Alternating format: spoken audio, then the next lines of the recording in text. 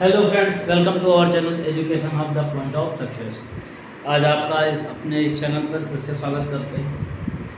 हम पढ़ रहे थे पॉलिटी विषय, ठीक है, भारत की राज्य व्यवस्था। और हमने देखा था कि भारतीय राज्य व्यवस्था यानी भारतीय संविधान को बनाने के लिए कितनी चीज़ों का सहारा लेना पड़ा और हमको संविधान अपना लाने के लिए लगभग 200 से ज़्यादा वर्षों तक गुलामी भी सही।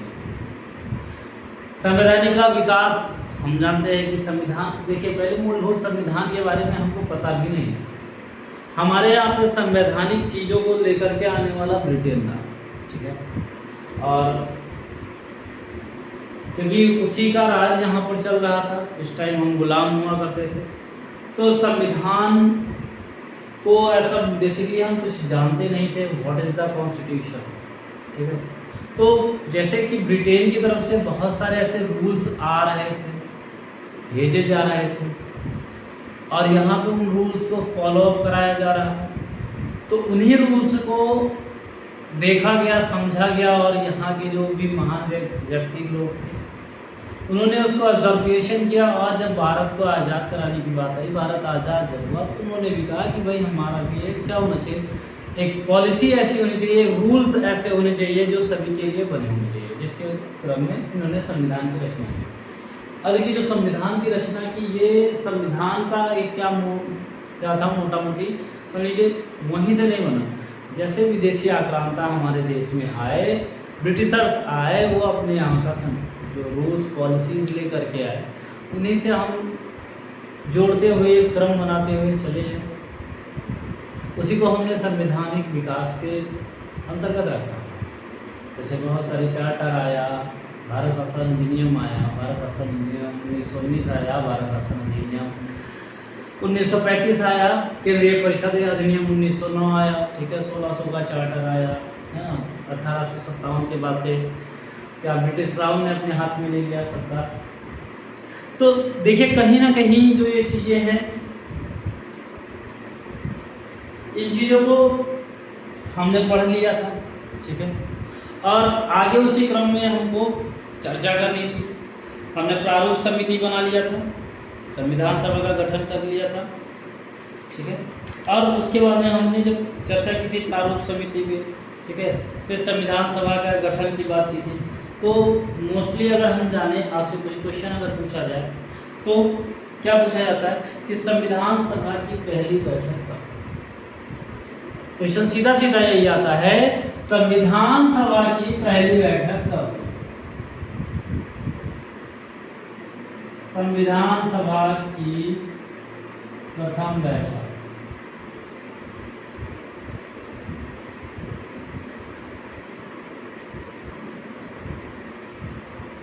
क्वेश्चन सीधा सीधा यही आता है, संविधान सभा की पहली बैठक कब हुई?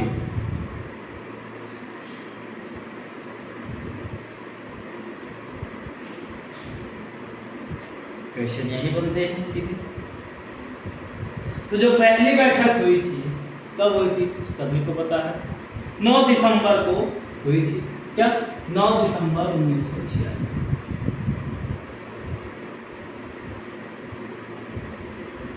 अच्छा, कहाँ पे हुई थी? संसद भवन दिल्ली में हुई थी।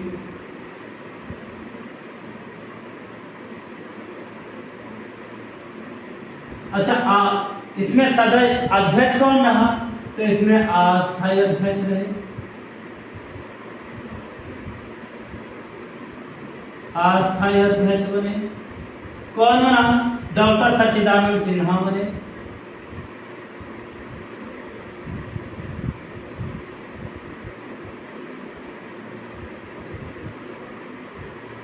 ठीक, बस मोटा मोटी यहाँ से इतना ही क्वेश्चन है, ठीक है। फिर इसी के बाद में एक क्वेश्चन और हो सकता है इसमें, उपाध्यक्ष कौन रहा? तो एच.सी. मुखर्जी साहब रहे, ठीक है। देखिए संविधान सभा की प्रथम बैठक से बस यही मोटा मोटी इतने ही क्वेश्चंस आ सकते हैं, ठीक है। अब एक क्वेश्चन और बन सकता है, जैसे हमने एक संवैधानिक सलाहकार का बताया था, संवैधानिक सलाहकार कौन? ठीक है, ये क्वेश्चन आ सकता है, ये आपका रिवीजन करा रहे हैं, समझ लीजिए। संवैधानिक सलाहकार कौन क्या था? बी.एन. राव। अच्छा, बी.एन. राव संवैधानिक सलाहकार थे, और ये क्यों थे? क्योंकि इन्होंने ही दोनों बैठकों के लिए क्या किए, या संविधान सभा के बैठक के लिए क्या दिया था? संविधान सभा के बैठकों की बात प्रस्तुत की थी। ठीक है, ये हो गया मोटा मोटी। अच्छा, और देखा जाए, मोस्टली हमने आपको बताया था कि संविधान सभा में एक समिति गठन की जाती है, एक समिति गठन की जाती है, और वो क्या करती है? वो भेजती है। अच्छा, कौन सी समिति गठन की गई थी? ठीक है, जिसने कहा था कि 60 देशों के संविधान का अवलोकन करके प्रश्न को आप समझिए, उस प्रश्न पूछने के लिए कौन सी गठन समिति का गठन किया गया था? परामर्श समिति का गठन किया गया था। परामर्श समिति का गठन कब किया गया था? परामर्श समिति का गठन कब किया गया था?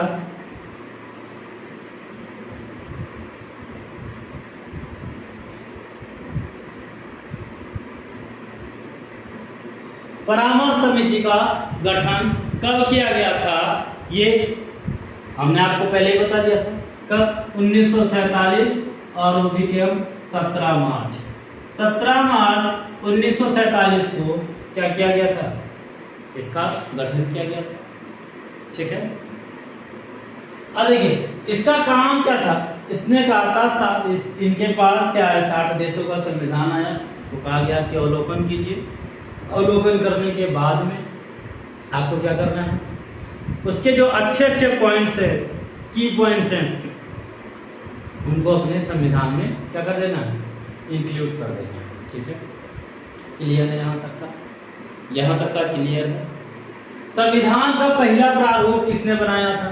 तो बी.एन. राव जी ने ही बनाया था। संविधान का प्रारूप तैयार किया था इन्होंने। कब बनाया था? अक्टूबर में बनाया था, और वो भी कौन से अक्टूबर को? देखिए, संविधान सभा को अक्टूबर 1947 में। हमने बताया था कि इस प्रारूप को जांच करने के लिए भी क्या हुआ था? एक प्रारूप समिति का गठन किया गया था, और जिसके अध्यक्ष कौन थे? डॉक्टर भीमराव अंबेडकर थे। ठीक है, ये मोटा मोटी था। तो जब उसकी भी जांच हो गई, फिर हमारा संविधान बनने के लिए तैयार हो गया, मूल संविधान बन करके तैयार हुआ। संविधान को संविधान सभा में कब अंगीकृत किया गया था, या संविधान सभा को कब हमने अंगीकृत किया था? क्वेश्चन सीधा सीधा आता है, संविधान को कब अंगीकृत किया गया? क्वेश्चन सीधा सीधा आ जाता है, लास्ट ईयर पेट में आया भी था। तो 26 नवंबर 1949। ठीक, 26 नवंबर 1949 को। अच्छा, जब इस दिन संविधान को हमने अंगीकृत कर लिया था, तो हमने बताया था कितने अनुच्छेद कार्य में आ गए थे? 16 आर्टिकल। क्या 16 आर्टिकल क्या हो गए थे? वर्किंग फॉर्म में आ गए थे। क्या वर्किंग फॉर्म में आ गए थे?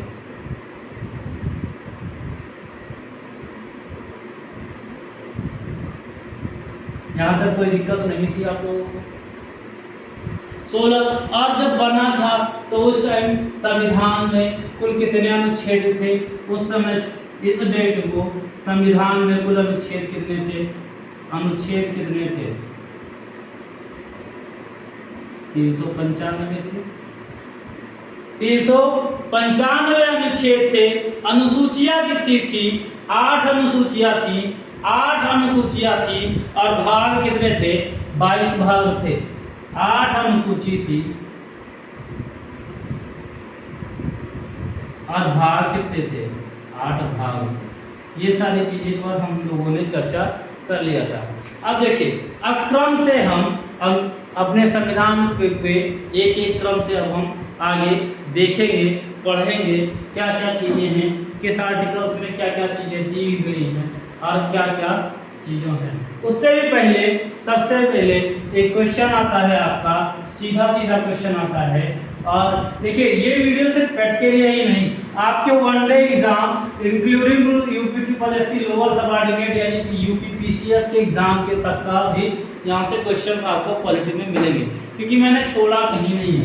संविधान की आत्मा, संविधान की आत्मा किसे कहा जाता है? संविधान की आत्मा किसे कहा जाता है? तो हमारी क्या है? प्रियम्बल है, उद्देशिका है, प्रस्तावना है। प्रस्तावना को संविधान सभा की आत्मा कहा जाता है। ठीक है, देखिए डॉक्टर भीमराव अंबेडकर ने तो आर्टिकल नंबर 32 को कहा है, ठीक है, संवैधानिक उपचारों को, लेकिन प्रस्तावना को भी संविधान सभा की आत्मा कहा गया है। ठीक है, तो आज हम अपने प्रियम्बल पर चर्चा करेंगे, प्रियम्बल पर चर्चा करेंगे और आगे जो भी चीज़ें होंगी स्रोतों के बारे में बात करेंगे, कहाँ कहाँ से लिया गया है। तो प्रस्तावना आज हम देखते हैं, क्या प्रस्तावना यानी हमारा क्या प्रियम्बल। ठीक है, प्रियम्बल पर अगर हम चर्चा करें तो प्रियम्बल को बनाने के लिए किसने सर्वप्रथम, ये थोड़ा सा नीचे लिखना होगा मुझे क्योंकि आपके साथ वीडियो में क्लियर आ नहीं रहा है, तो इसको मैं थोड़ा सा और नीचे लिख देता हूँ ताकि साफ साफ दिखे। क्या प्रस्तावना,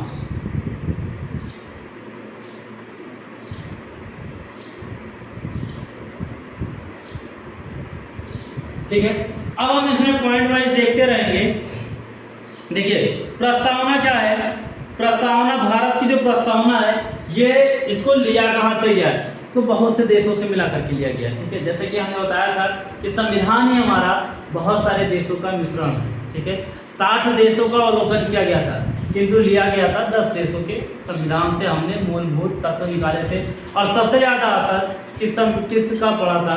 तो भारत शासन अधिनियम 1935 का पड़ा था।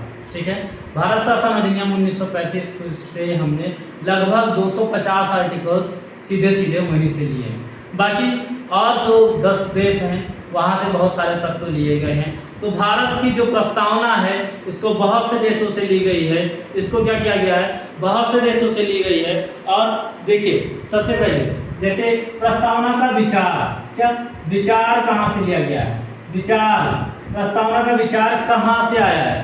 ठीक है, तो विचार हमने लिया है बच्चों यूएसए, अमेरिका से। क्या यूएसए से लिया है? यूएसए यानी अमेरिका से। देखिए इसकी विचार अलग है, विचार अलग से लिया गया है। भाषा इसकी दूसरे देश से ली गई, यानी प्रियम्बल की भाषा क्या होगी या इसकी भाषा क्या है, लैंग्वेज क्या है, लैंग्वेज कहाँ से लिया गया है, भाषा कहाँ से लिया गया है? तो यह हमने लिया है ऑस्ट्रेलिया से। क्या ऑस्ट्रेलिया से? किससे लिया है? ऑस्ट्रेलिया से। ठीक है, क्वेश्चन सीधा सीधा आ जाता है कि प्रस्तावना की भाषा किस देश से ली गई है? तो हम सीधा कहेंगे ऑस्ट्रेलिया से। क्या ऑस्ट्रेलिया से। अच्छा, प्रस्तावना का विचार देखिए कहाँ से लिया हमने? अमेरिका से लिया। भाषा कहाँ से लिया? ऑस्ट्रेलिया से लिया। और हमने प्रस्तावना को किस देश से लिया? प्रस्तावना को किस देश से लिया? तो इसको भी देखेंगे। ठीक है, प्रस्तावना को किस देश से लिया गया?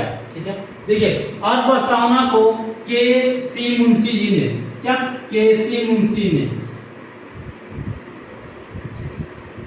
के.सी. मुंशी जी ने क्या कहा है? प्रस्तावना को के.सी. मुंशी जी ने कहा है ये राजनैतिक जनपत्री है।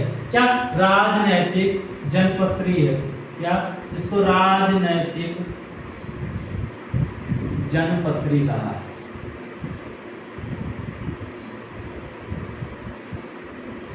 विचार हमने यूएसए से लिया, भाषा हमने ऑस्ट्रेलिया से लिया। ठीक है। और देखिए प्रस्तावना में क्या है, कुल संशोधन कितने किए गए हैं, प्रस्तावना में संशोधन कितने बार हुआ है, तो संशोधन एक बार हुआ है खाली। क्या संशोधन कितने बार हुआ है, एक बार हुआ है। और एक बार जब संशोधन किया गया था तो इसमें 3 शब्द को जोड़े गए थे। क्या 3 शब्द को जोड़े गए थे, कौन कौन से शब्द थे वो, एक बार किया गया था और क्या किए गए थे, 3 शब्द जोड़े गए। क्या 3 शब्द जोड़े गए। और देखिएगा जो संशोधन किया गया यह हमारा क्या था, 42वां संशोधन, 42वां संविधान संशोधन। कब, 1976 में। कब, 1976 में 42वां संविधान संशोधन अधिनियम 1976। इसी के तहत हमने क्या किया, 3 शब्द जोड़े। कौन कौन से, पहला जोड़ा समाजवाद, पंथनिरपेक्ष और अखंडता।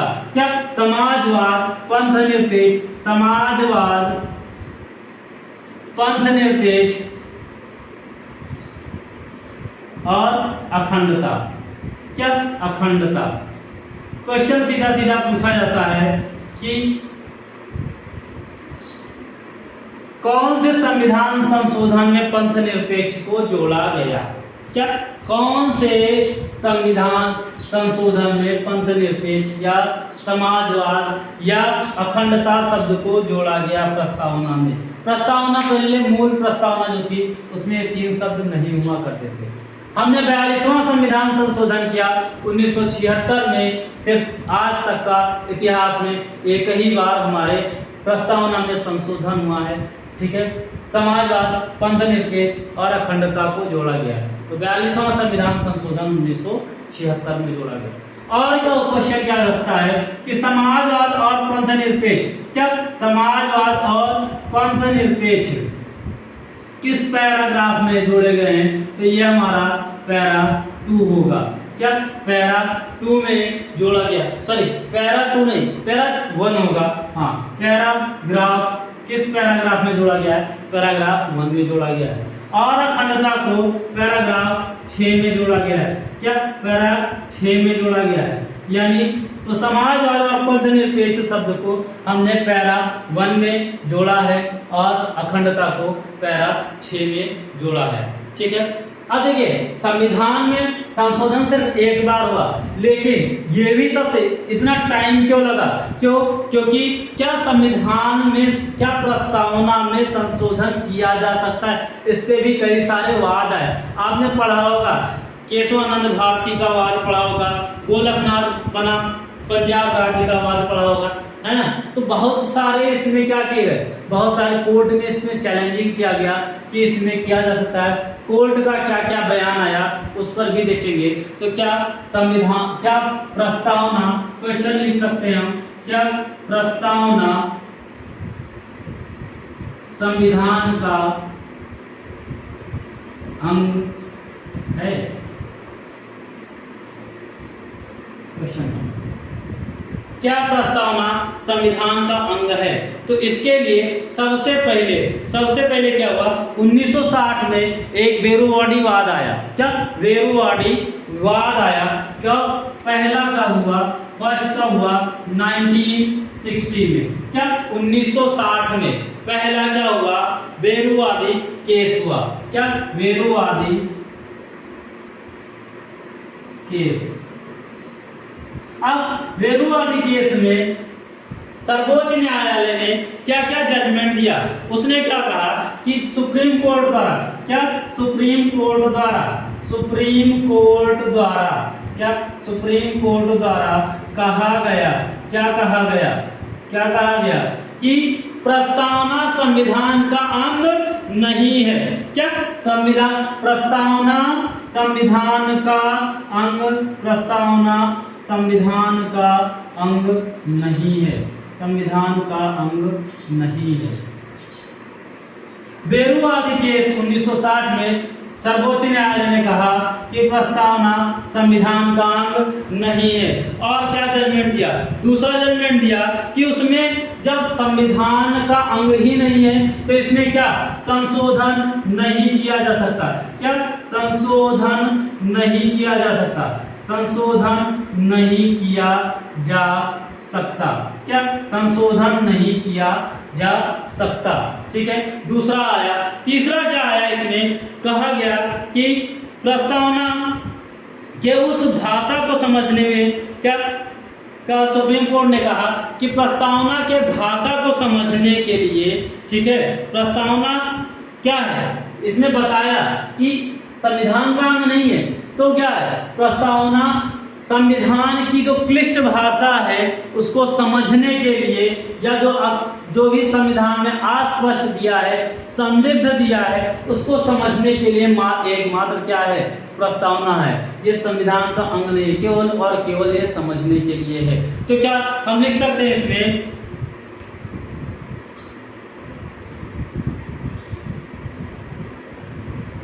तीसरा क्या है, सुप्रीम कोर्ट ने क्या कहा, प्रस्तावना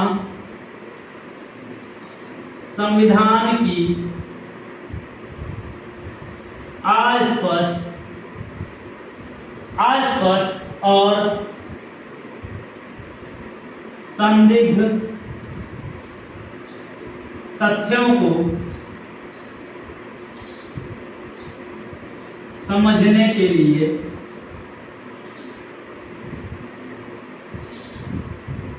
साधन है। यानी प्रस्तावना क्या है, जो भी संविधान में अस्पष्ट चीजें हैं या जो भी चीजें संदिग्ध हैं उनको क्या है, उनको मात्र समझने के लिए प्रस्तावना हमारी है। यह संविधान का अंग नहीं है। किसमें, बेरुवादी केस 1960 में। और क्या कहा कि क्या है प्रस्तावना, और क्या है प्रस्तावना, संविधान निर्माताओं के विचार की जानकारी के लिए। क्या प्रस्तावना संविधान निर्माताओं के, किसके, संविधान निर्माताओं के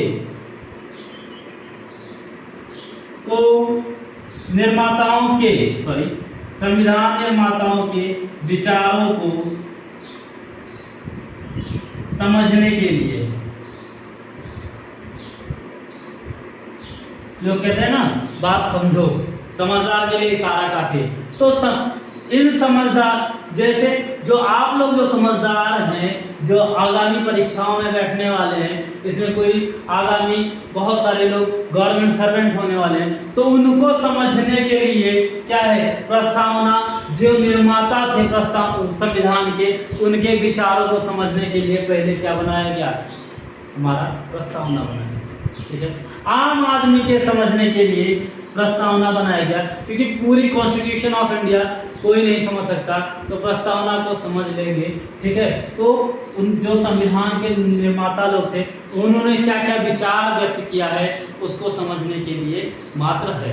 ठीक है, ठीक, विचारों को समझने के लिए है, यह विचारों के समझने की एक कुंजी है, की है। ठीक है, फिर इसके बाद में क्या होता है, इसका एक बार आप लोग स्क्रीनशॉट ले लीजिए, फिर आगे हम देखते हैं। क्या, स्क्रीनशॉट ले लीजिए, आपने स्क्रीनशॉट ले लिया होगा, आगे हम देखते हैं।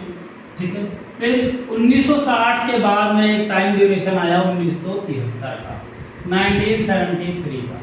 ठीक है, और उस टाइम क्या हुआ, एक वाद आया और बहुत महत्वपूर्ण वाद रहा केशवानंद भारती का। केशवानंद भारती बना केरल राज्य। अभी केशवानंद भारती बना केरल राज्य में क्या क्या चीजें हुई। पहला केस हमारा बेरुवादी केस था, दूसरा क्या रहा हमारा, केशवानंद भारती बना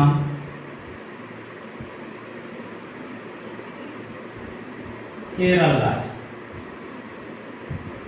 क्या, केशवानंद भारती बना केरल राज्य। ये कब आया, 1973 में, और इसी के बाद से 1976 में हमारे यहाँ पे संविधान में संशोधन किया गया। अभी देखिए, जब केशवानंद भारती बनाम केरल राज्य का जब विवाद आया तो इसमें संविधान तो सुप्रीम कोर्ट ने क्या जजमेंट दिया प्रस्तावना पर? तो पहला जजमेंट इसमें क्या दिया, कहा कि सुप्रीम कोर्ट ने क्या कहा कि प्रस्तावना संविधान का अंग है। क्या? प्रस्तावना संविधान का अंग है। क्या? प्रस्तावना संविधान का अंग है, माना गया, यानी भाग है। कौन? प्रस्तावना। किसका? संविधान का। किस में कहा गया? केशवानंद भारती बनाम केरल राज्य 1973 में। ठीक है, इस विवाद में कहा गया क्या कि प्रस्तावना संविधान का अंग है। और जब संविधान का अंग है तो इसमें क्या किया जा सकता है? इसमें संशोधन भी किया जा सकता है। क्या? संशोधन भी किया जा सकता है। प्रस्तावना संशोधन योग्य है। सुप्रीम कोर्ट अब क्या कहती है? कहती है ठीक है, केशवानंद भारती साहब बहुत सारे ऐसे तथ्य लेकर के आए और बताया कि इसमें इन चीजों का संकलन नहीं है, इन चीजों का संकलन नहीं है, हालांकि संविधान में जबकि अंदर इन चीजों का संकलन है। तो सुप्रीम कोर्ट क्या कहती है? ठीक है, और जिस वजह से बहुत सारे ऐसे तथ्यों की वजह से माना गया कि प्रस्तावना संविधान का ही अंग है, इसको कहीं अलग से नहीं लिया गया है। और अगर संविधान का अंग है तो इसमें संशोधन भी किया जा सकता है। और क्या कहा कि लेकिन क्या कहा? प्रस्तावना जो होगी ये संशोधन योग्य होगी, संविधान का अंग होगी, लेकिन ये न्याय योग्य नहीं होगी। क्या कहा? ठीक है, ये तो हम मान लेते हैं, लेकिन प्रस्तावना क्या होगी? प्रस्तावना न्याय योग्य नहीं होगी। न्याय योग्य नहीं होगी मतलब न्याय योग्य का मतलब क्या है? इसको न्यायालय में चैलेंज नहीं किया जा सकता है। क्या? न्यायालय में चैलेंज नहीं किया जा सकता है। चैलेंज नहीं किया जा सकता है। क्या? नहीं किया जा सकता है। चलिए, हम आपके तथ्यों के हिसाब से तो मान लेते हैं कि ये संविधान का ही भाग है। ठीक है, हम इसमें संशोधन भी कर लेंगे, ठीक, कोई दिक्कत नहीं, लेकिन क्या होगा? प्रस्तावना न्याय योग्य नहीं होगी, इसको कभी भी न्यायालय में चैलेंज नहीं किया जा सकता है। ठीक है, और ना ही जब चैलेंज नहीं किए जा सकते तो और क्या होगा? और क्या कहा कि इसके आधार पर या किसके आधार पर? प्रस्तावना के आधार पर निर्णय नहीं लिए जा सकते। यानी सुप्रीम कोर्ट ने तो मान लिया, लेकिन इस पे टर्म्स एंड कंडीशन अप्लाई कर दिया कि इसको हम न्यायालय में चैलेंज नहीं कर सकते हैं, इसके आधार पर कोई निर्णय नहीं ले सकते हैं।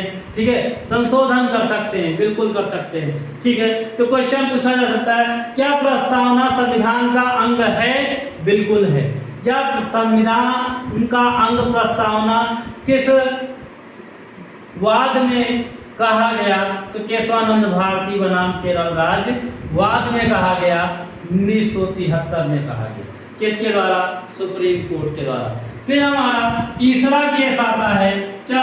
थर्ड केस आता है, और थर्ड केस केशवानंद भारती के बाद अभी भी लोग नहीं माने, और इसमें क्या हुआ? SR बम्बई का केस आया। क्या? SR Bombay, not Mumbai, Bombay. ठीक है, SR बम्बई का केस आया, और ये कब आया? 1993 में। अब इसमें क्या क्या तथ्य निकल करके आए? इसमें कहा गया, अभी इस केस में जज कौन था? सबसे बड़ी चीज, न्यायाधीश कौन थे? न्यायाधीश कौन थे? रामास्वामी महोदय थे। कौन? रामास्वामी जी थे। क्या? रामास्वामी जी थे। ठीक है, और इन्होंने क्या कहा? इन्होंने कहा, इसमें भी कह दिया कि प्रस्तावना क्या है? क्या है प्रस्तावना? प्रस्तावना संविधान का अंग है। संविधान का अंग है। इसमें भी यही हुआ, इसमें ये लेकर के आए थे कि संविधान प्रस्तावना का अंग नहीं है। तो फिर वो तथ्य नहीं मौजूद हो पाया और इसमें भी कोर्ट ने क्या कहा कि प्रस्तावना संविधान का ही अंग है। फिर इसके बाद में एक केस और आता है जिसको गोलकनाथ बनाम पंजाब राज्य केस कहते हैं। क्या गोलकनाथ बनाम बनाम पंजाब राज्य। अभी गोलकनाथ बनाम पंजाब राज्य, अच्छा ये कब हुआ था? ये हुआ था 1967 में। क्या 1967 में। इस टाइम जज कौन थे? हमारे जो एकमात्र यही जज हैं जो राष्ट्रपति के पद पर भी आसीन हुए। कौन? हिदायतुल्लाह। क्या? हिदायतुल्लाह। ये हमारे कौन रहे? जस्टिस रहे। कब? 1967 में। और इन्हीं एकमात्र चीफ जस्टिस ऑफ इंडिया रहे जिन्होंने क्या किया है? भारत के राष्ट्रपति पद पर को भी इन्होंने ग्रहण किया है, एम हिदायतुल्लाह। अभी इन्होंने क्या किया? इन्होंने कहा कि संविधान में संशोधन योग्य तो है, लेकिन और इन्होंने और कंडीशन लगा दी, कुछ विशेष उपबंधों को छोड़ करके संविधान में संशोधन किया जा सकता है। यानी कुछ ऐसे उपबंध हैं जिनमें संशोधन नहीं किया जा सकता है। क्या है इसमें? क्या कहा गया? प्रस्तावना के कुछ उपबंधों को छोड़कर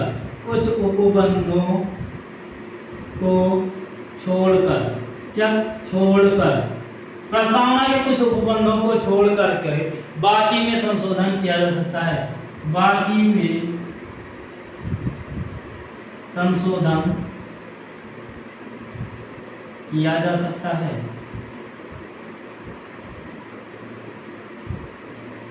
देखिए, संविधान प्रस्तावना संशोधन योग्य है किसने कहा? केशवानंद भारती बनाम केरल राज्य ने कहा। लेकिन आपका गोलकनाथ बनाम पंजाब राज्य क्या कहता है? इस वाद में क्या होता है कि कुछ उपबंध को छोड़ करके बाकी में संशोधन किया जा सकता है। ठीक है, और इसी में कहा गया था कि प्रस्तावना क्या है? संविधान की आत्मा है। क्या? प्रस्तावना क्या है? संविधान की आत्मा है। फिर यहाँ तक का क्लियर हो गया। अब प्रस्तावना हमारी बनकर के तैयार हो गई। अब प्रस्तावना के कुछ मूलभूत अर्थ शब्द हैं जिसके हम अर्थों के बारे में चर्चा करेंगे। यहाँ तक का अगर समझ में आया हो तो आप लोग स्क्रीनशॉट ले लीजिए। ठीक है, उम्मीद करते हैं चीजें क्लियर होंगी। पॉइंट वाइज पॉइंट बताते चल रहा हूँ ताकि चीजें याद भी हो जाएं और यहाँ से क्वेश्चन जरूर से जरूर पूछे जाते हैं। ठीक है, क्लियर है? चलिए आगे देखते हैं। शानदार, लाजवाब। आगे देखते हैं आगे क्या होता है। अब हम प्रस्तावना के कुछ जो शब्द हैं उनके अर्थों पर चर्चा करेंगे। क्या है? पहला शब्द क्या है? हम भारत के लोग। प्रस्तावना का शुरुआत कहाँ से हुआ? प्रस्तावना की शुरुआत यानी प्रारंभ कहाँ से? शुरुआत क्या है? हम भारत के लोग। क्या? हम भारत के लोग। अच्छा, हम भारत के लोग, इसका मतलब क्या है और इसका अर्थ क्या है? यानी जो है हम भारत के लोग यानी जनता, और हम ही हैं भारत के सब कुछ। यानी समस्त शक्तियां किसके पास है? जनता के पास है। क्या? समस्त शक्तियां जनता के पास है। तो इसका अर्थ क्या होगा बच्चों? अर्थ क्या होगा? अर्थ होगा समस्त शक्तियां जनता में निहित है। पहला तो ठीक है, जो जितनी जैसे हमको अपनी हमारे यहाँ सदनात्मक व्यवस्था है, हम चुनाव करके यहाँ पे करते हैं। ठीक है, यहाँ पे मत का अधिकार है। मताधिकार के तौर पर हम देश के अपने मुखिया को चुनते हैं। तो सब सारी किसके पास अधिकार है, जिसको जनता चाहेगी प्रधानमंत्री, जिसको जनता चाहेगी नहीं। क्योंकि हमारे देश का जो राष्ट्र का जो मुखिया है, राष्ट्रपति है, वो भी हमारे यहाँ चुन करके ही जाता है। ठीक है, तो समस्त शक्तियां क्या है, जनता में निहित है। अगला क्या कहा गया, ये शब्द जो है, ये शब्द हम भारत के लोग कहाँ से लिया गया है। जैसे हमने बताया था, प्रस्तावना भी बहुत सारे देशों से लेकर के मिला है। और ये कहाँ से लिया गया है, ये शब्द कहाँ से लिया गया है, शब्द कहाँ से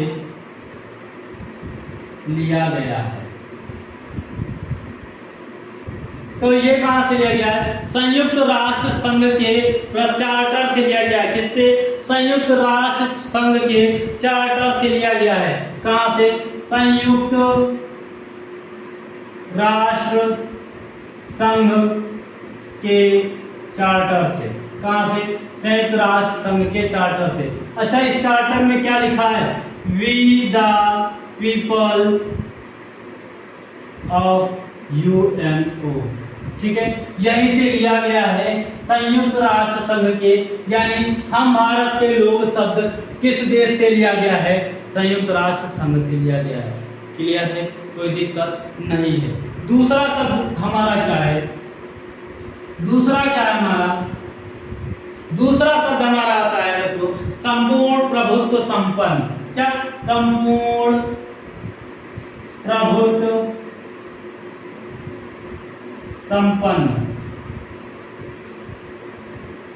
अभी इस शब्द का अर्थ क्या होगा, यानी हमारा जो देश है, ठीक है, हमारा जो देश है यानी भारत, भारत का संपूर्ण प्रभुत्व क्या है, संपूर्ण प्रभुत्व संपन्न राष्ट्र है। कैसा देश है हमारा, भारत संपूर्ण प्रभुत्व संपन्न राष्ट्र। ठीक है, कैसा राष्ट्र है, संपूर्ण प्रभुत्व संपन्न है। ये मतलब कि क्या करेगा, अब संपूर्ण यानी पूरे देश में हमारा ही प्रभुत्व है, हम अपनी रक्षा क्या करेंगे, स्वयं करेंगे। हम अपनी यानी भारत अपनी रक्षा स्वयं करेगा, किसी भी दूसरे देश को अधिकार नहीं है कि वो क्या होगा, किसी भी देश पर क्या हो, निर्भर हो। ठीक है, हम अपनी यानी भारत अपनी रक्षा स्वयं करेगा। संपूर्ण प्रभुत्व संपन्न, यानी हम संपन्न हैं, हमारा प्रभुत्व है, हम पूरी तरीके से संपन्न हैं हर एक चीज में, तो हम अपनी रक्षा भी स्वयं कर सकते हैं। ठीक है, ओके, क्लियर है, यहाँ तक कोई दिक्कत। फिर तीसरा क्या आता है हमारा, समाजवादी। क्या, समाजवादी। समाजवादी का अर्थ क्या है, समाजवादी यानी क्या, समाजवादी का अर्थ क्या है, देखिए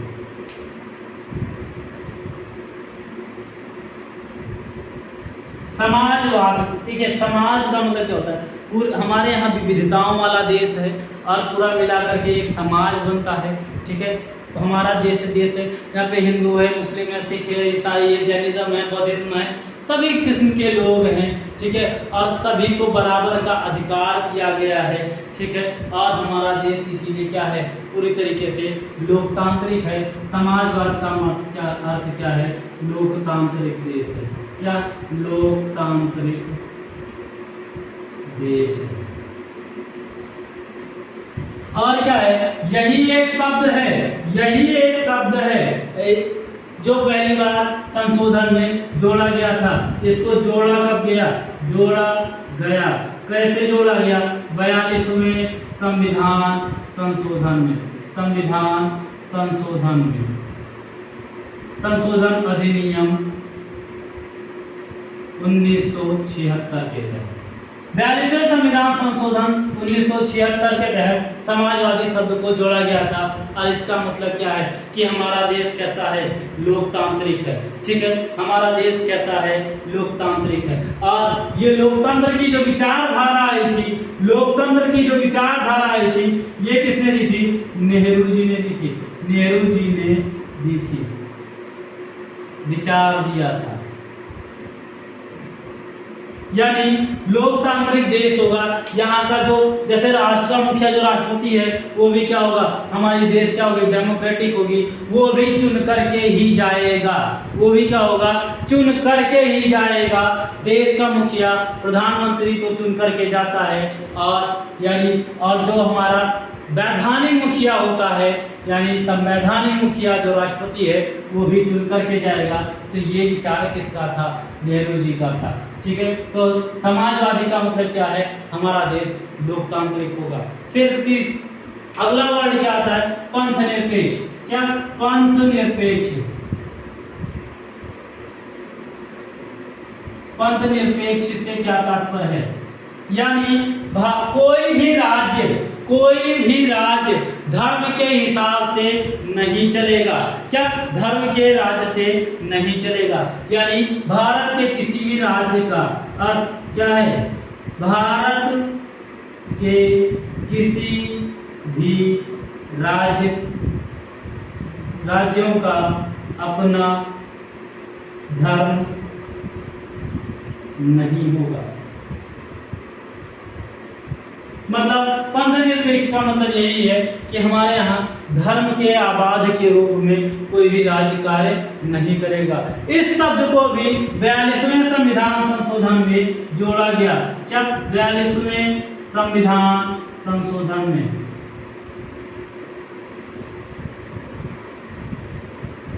42वें संविधान संशोधन 1976 में इस शब्द को भी जोड़ा गया। ठीक है, और क्या है यहाँ पे, जब कोई भी राज्य का अपना धर्म नहीं होगा, मतलब क्या, भारत में सभी धर्म क्या हैं, सभी धर्म समान हैं, सभी धर्म समान हैं, सभी धर्म समान हैं। भारत एक ऐसा देश है जहाँ पे सभी धर्मों को समान दिया गया है, समान दर्जा दिया गया है। किसी भी धर्म को कोई भी राज्य ये नहीं कह सकता कि हम सिर्फ इसी धर्म विशेष को मानेंगे या उसी को मान्यता देंगे। क्लियर है, कोई दिक्कत कोई समस्या नहीं होनी चाहिए। आगे देखते हैं। ठीक है, इसका स्क्रीनशॉट ले लीजिए। क्या, स्क्रीनशॉट ले लीजिए, फिर आगे देखते हैं। ठीक है, चीज़ें समझ में आ रही होंगी, उम्मीद तो यही है। और हमारे चैनल को अभी तक ना सब्सक्राइब किया हो तो ज़्यादा से ज़्यादा सब्सक्राइब कीजिए, शेयर कीजिए, लाइक कीजिए। आपको हर एक चीज़ की तैयारी यहाँ फ्री ऑफ कॉस्ट कराई जाएगी सही, और बहुत ही विधोत तरीके से।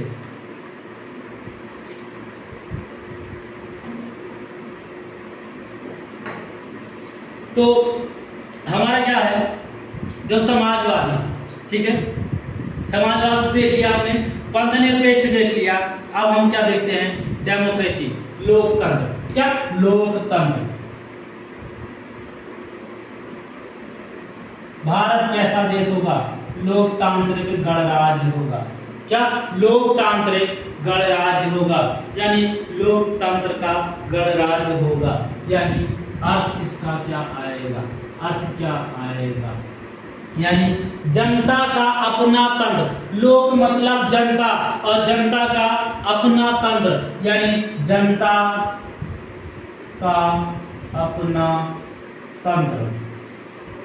यहाँ पे क्या होती है, जनता ही सर्वमान्य है, क्योंकि हम भारत के लोग में भी बताया गया है समस्त शक्तियाँ किसके पास हैं, जनता के पास हैं। तो जनता का अपना तंत्र होगा लोकतंत्र का मतलब। और एक बहुत महान व्यक्तित्व रहे हैं अब्राहम लिंकन, इन्होंने ही पहले लोकतंत्र की विचारधारा प्रस्तुत की थी। उन्होंने क्या कहा था, अब्राहम लिंकन ने क्या कहा था, अब्राहम लिंकन ने क्या कहा था, अब्राहम लिंकन जो यूएसए के पूर्व राष्ट्रपति रहे, इन्होंने क्या कहा था कि लोकतंत्र क्या है, लोकतंत्र की परिभाषा इन्होंने क्या दी थी, लोकतंत्र क्या है। तो इन्होंने कहा था लोकतंत्र क्या है, जनता का जनता के द्वारा जनता के लिए बनाया गया या स्थापित किया गया एक तंत्र। क्या, जनता के द्वारा जनता के लिए, किसके लिए, जनता के लिए स्थापित स्थापित तंत्र। क्या? स्थापित तंत्र। यानी लोकतंत्र का परिभाषा क्या दिया लिंकन जी ने कि लोकतंत्र क्या है? जनता के द्वारा एक क्या है? जनता के लिए ही स्थापित एक तंत्र है। क्या है? जनता के द्वारा जनता के लिए स्थापित एक तंत्र है। ठीक है। फिर इसके बाद हम क्या देखते हैं? हमारा पांचवा पॉइंट क्या आता है? गणराज्य। क्या? गणराज्य। ठीक है। ये तो डेमोक्रेसी हो गया। ये क्या है हमारा? गणराज्य यानी रिपब्लिक। क्या? रिपब्लिक। अब ये रिपब्लिक क्या होता है? रिपब्लिक क्या होता है? जो भारत का जो राष्ट्राध्यक्ष है, जो भारत का राष्ट्राध्यक्ष है, यानी मैंने प्रारंभ में भी बताया था जो राष्ट्रपति होता है वो भी जनता के द्वारा चुन करके जाता है। रिपब्लिक का मतलब क्या होता है? भारत का राष्ट्राध्यक्ष भी जनता के द्वारा चुन करके जाता है।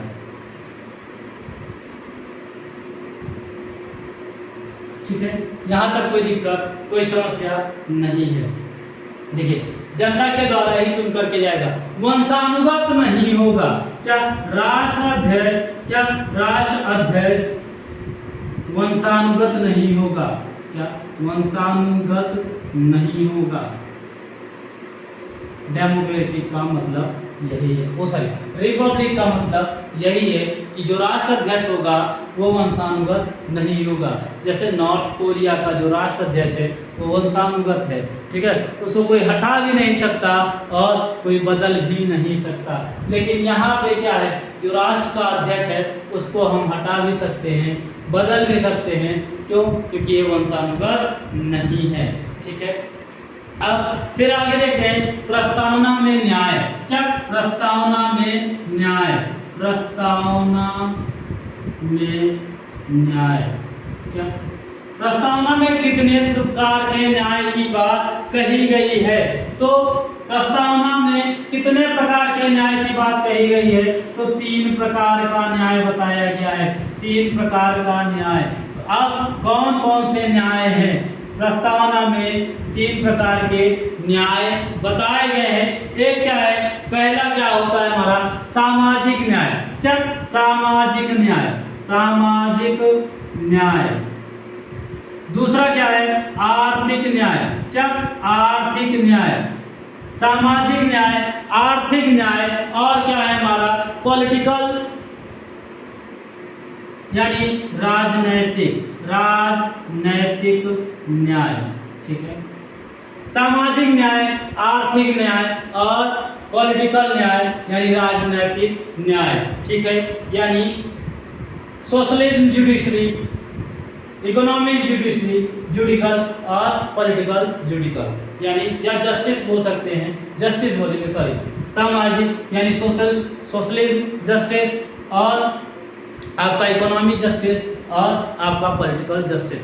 यहाँ 3 प्रकार के न्याय की बात कही गई है प्रस्तावना में। अब प्रस्तावना में स्वतंत्रता कितने दिए गए हैं? अगला पॉइंट आता है प्रस्तावना में स्वतंत्रता। स्वतंत्रता कितने हैं? कितने प्रकार की स्वतंत्रता दी गई है? 5 प्रकार की। क्या? 5 प्रकार की। कितने प्रकार की स्वतंत्रता दी गई है? 5 प्रकार की दी गई है स्वतंत्रता। पहली चीज आपके विचार की स्वतंत्रता। आप अपना विचार किसी के सामने रख सकते हो। अभिव्यक्ति की स्वतंत्रता, आप कुछ भी कह सकते हो, आपको पूरा छूट होगा। धर्म की स्वतंत्रता यानी आप किसी भी धर्म को मानो, यह आप उसके लिए स्वतंत्र हो। उपासना की स्वतंत्रता, आप किसी की भी उपासना करो, किसी की भी पूजा करो, पूजा ही ना करो, यह आप स्वतंत्र हो। और विश्वास की स्वतंत्रता, आप किसी पर भी विश्वास कर लेते हो। एक कंपनी आई थी जल्दी एक क्षेत्र में, टेराटैक एक ऐसा बैंक आया था जो एक दिन में पैसा डबल करता था। हेरा फेरी वाला, फिर हेरा फेरी मूवी वाला। बाबू राव जैसे व्यक्ति, राजू जैसे व्यक्तियों ने उसमें क्या किया? इन्वेस्ट किया और कंपनी लेकर के भाग गए। तो ट्रस्ट करने का अधिकार आपका है, विश्वास आप कर सकते हो। तो 5 कौन कौन से हैं इसमें स्वतंत्रताएं कौन कौन सी दी गई हैं? पहला तो आपको दिया गया है विचार की स्वतंत्रता, यानी विचार। दूसरा क्या दिया गया है? विचार का स्वतंत्रता दिया गया है। अभिव्यक्ति का स्वतंत्रता दिया गया है, अभिव्यक्ति की स्वतंत्रता दी गई है। तीसरा क्या है?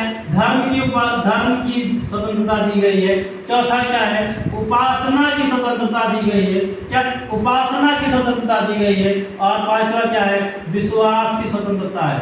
क्या? विश्वास की स्वतंत्रता। ठीक है, आप किसी पर आंख मूंद करके भरोसा करो, आपको कोई रोकने नहीं आएगा। ठीक है, विश्वास की स्वतंत्रता भी दी गई है। आप कोई भी धर्म मानो, कोई भी आपको, हाँ, जबरदस्ती किसी का पर के ऊपर कोई धर्म नहीं थोपा जा सकता, यही स्वतंत्रता है। ठीक है, कि आपका मन, आप चाहो तो हिंदू से मुस्लिम बन जाओ, मुस्लिम से हिंदू बन जाओ, सिख से ईसाई बन जाओ, क्रिश्चियन से जैनिज्म बन जाओ, एज योर विश। यह आपके ऊपर डिपेंड करता है कि आप किस धर्म को मानना चाहते हो। उपासना की स्वतंत्रता, आप जगराता करो, आप कव्वाली करो, आप जागरण करो, आप कुछ भी करो, ये आपकी पूजा करने की स्वतंत्रता है। आप मंदिर में जाओ पूजा करने, आप स्वतंत्र हो। आप मस्जिद भी जा सकते हो, स्वतंत्र हो। आप गुरुद्वारा भी जा सकते हो। अब तो ट्रेंडिंग में हो गया, क्रिसमस वाले दिन लोग चर्च में भी जाते हैं और सर्वधर्मीय लोग जाते हैं, सभी धर्म को मानने वाले लोग जाते हैं वहां पे। तो यहाँ पे उपासना की भी स्वतंत्रता है। अभिव्यक्ति का मतलब क्या है? आप किसी को कुछ भी बोल सकते हो, हाँ, लेकिन एक कंडीशन है, उस व्यक्ति को आपके द्वारा आहत ना पहुंचे। आप ऐसे शब्दों का प्रयोग नहीं कर सकते हो कि किसी भी व्यक्ति आपके द्वारा आहत हो। ठीक है, बाकी आप किसी की भी बुराई कीजिए। आजकल न्यूज़ में डिबेट्स जो होते हैं, एक्स पार्टियां जो होती हैं, वो दूसरी पार्टियों के ऊपर जरूर विरोध करती हैं, विरोधाभासी बयान देते हैं। ठीक है, लेकिन कभी कभी बयान इतने बढ़ जाते हैं, वो आवेश में आ जाते हैं कि वो भूल जाते हैं कि अभिव्यक्ति की जो स्वतंत्रता है उसका भी एक दायरा है। उस दायरे को पार कर जाते हैं तो और बड़ा तांडव हो जाता है। कहते हैं अब माफी मांगे, उस बात तो है, वो बातें ट्रेंडिंग में चल जाती हैं। तो यहाँ पे क्या है? अभिव्यक्ति की स्वतंत्रता है। आप अपना विचार किसी के सामने प्रस्तुत कर सकते हैं। कभी कभी ऐसा होता है, सेमिनार होता है या वहाँ पे भी क्या होता है, आपको अपने विचार रखने के लिए स्वतंत्रता दी जाती है। तो प्रस्तावना में 5 प्रकार की स्वतंत्रताएं दी गई हैं, 3 तरीके से न्याय दिए गए हैं, और समानता, और क्या समानता अगला आता है। 8वां पॉइंट हमारा क्या है? समानता, इक्वालिटी। इसमें इक्वालिटी कितनी है? 2 तरीके की इक्वालिटी भी दी गई है। 2 तरीके की, कैसे 2 तरीके की इक्वालिटी है? एक क्या है? एक प्रतिष्ठा के लिए है और एक किसके लिए? अवसर के लिए है। एक अपॉर्चुनिटी जो आपको मिलती है, बराबर अपॉर्चुनिटी मिलेगी, सभी को लिए समान है ना। कोई भी ऐसी वैकेंसी जो आती है वो क्या होगी? वो किसी एक विशेष के लिए नहीं होगी, जनरल के लिए नहीं होगी, खाली ओबीसी के लिए नहीं होगी, खाली एससी के लिए नहीं होगी। तो इक्वालिटी की बात की गई है। और प्रतिष्ठा, सभी की अपनी प्रतिष्ठा है, आप किसी के प्रतिष्ठा या मान सम्मान को ठेस नहीं पहुंचा सकते हैं। तो इसमें क्या 2 चीजें दी गई हैं, 2 प्रकार के हैं ये भी। कौन कौन से? पहला आपका प्रतिष्ठा है, दूसरा क्या है? आपका अवसर है। क्या आपको अवसर भी बराबर मिलेगा, आपके प्रतिष्ठा के लिए भी सम्मान होना चाहिए, किसी के प्रतिष्ठा को ठेस नहीं पहुंचाया जा सकता है। अगला क्या एक और आता है? बंधुत्व। आखिरी पॉइंट इसमें प्रस्तावना में आता है एक हमारा बंधुत्व। अब बंधुत्व का मतलब क्या होता है? बंधुत्व ये क्या है? बंधुत्व, इसको एक बार प्रयोग किया गया है और इसका मतलब क्या होता है? भाईचारा। क्या? भाईचारा, सभी लोगों के बीच में भाईचारा हो, है ना। सभी लोग, आज लोग लड़ रहे हैं, झगड़ रहे हैं, हिंदू मुस्लिम लड़ रहे हैं, शिया सुन्नी लड़ रहे हैं, तो उसकी बारे में बात नहीं की गई। भारत में बंधुत्व के बारे में बात की गई है, सभी को भाईचारे से। हमारे ऊपर ब्रिटिशर्स ने राज किया, फिर भी हम ब्रिटिशर्स को क्या उसी समान भाव से और समान आदर के साथ देखते हैं हमारे अंदर, उनके लिए कोई मैल नहीं होना चाहिए, ऐसा हमारा प्रस्तावना कहता है। ठीक है, यहाँ तक कोई दिक्कत नहीं होनी चाहिए, इसका एक बार आप लोग स्क्रीनशॉट ले लें।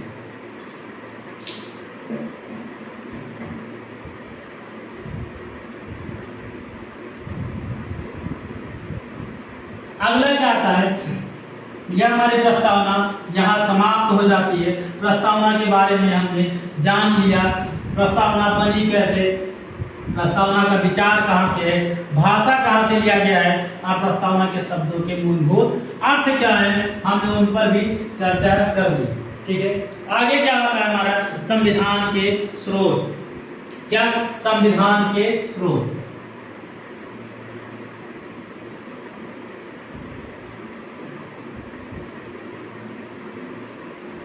जैसा कि आपने बताया था कि संविधान काफी देशों से लेकर के बना है,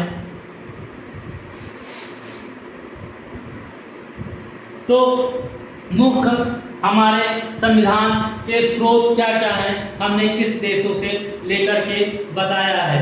ठीक है, जैसा कि हम जानते हैं संविधान निर्माण के लिए क्या किया गया था, 60 देशों के संविधान का अवलोकन किया गया था, जिसमें से 10 देशों के संविधान से हमने क्या किया था, कुछ महत्वपूर्ण की पॉइंट्स को या महत्वपूर्ण तथ्यों को अपने संविधान में शामिल किया गया था। ठीक है, और भारत के संविधान पे सबसे महत्वपूर्ण प्रभाव किसका पड़ा था, तो हमने बताया था भारत शासन अधिनियम 1935 का। नोट कर लीजिए, भारतीय संविधान में 10 देशों के संविधान के तथ्यों को जोड़ा गया है। भारतीय संविधान में 10 देशों के संविधान का महत्वपूर्ण तथ्य जोड़ा गया है या लिया गया है, कोई दिक्कत नहीं। कितने देशों का अवलोकन किया गया था, 60 देशों का अवलोकन किया गया था, और कितने देशों के महत्वपूर्ण तथ्यों को लिए गए हैं, 10 देशों के लिए गए हैं। ठीक है, और सब भारतीय संविधान पर क्या, संविधान पर सबसे महत्वपूर्ण, संविधान पर सबसे महत्वपूर्ण या सबसे अधिक महत्वपूर्ण प्रभाव किसका रहा, प्रभाव भारत शासन अधिनियम 1935 का पड़ा। ठीक, भारत शासन अधिनियम 1935 का सबसे महत्वपूर्ण प्रभाव हमारे संविधान पे पड़ा है। यहाँ से लगभग हमने सीधे सीधे 250 अनुच्छेदों को यहीं से अधिग्रहित किया गया है। 250 अनुच्छेद लिए गए हैं, क्या लिए गए हैं, इसीलिए 1900 भारत शासन अधिनियम 1935 को लघु संविधान भी कहा जाता है। क्या, लघु संविधान भी कहते हैं। ठीक है, यहाँ तक कोई दिक्कत नहीं होनी चाहिए। अब देखते हैं आगे, तो अब हम एक क्रम से पढ़ेंगे किस देश से कौन कौन से पॉइंट लिए गए हैं। पहला हमारा आता है जिसने हम पर राज किया, ब्रिटेन। क्या, ब्रिटेन। ब्रिटेन के संविधान से हमने क्या क्या चीजों को लिया है।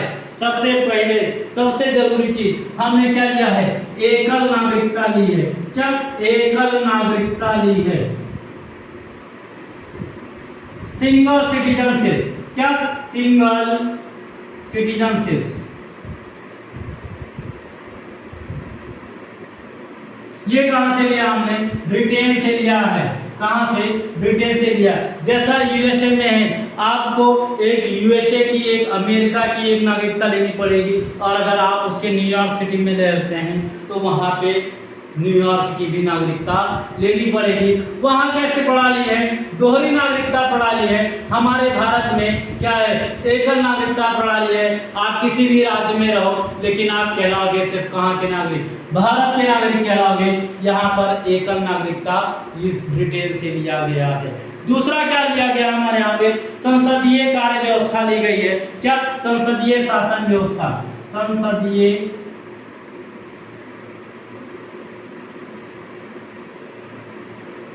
शासन व्यवस्था।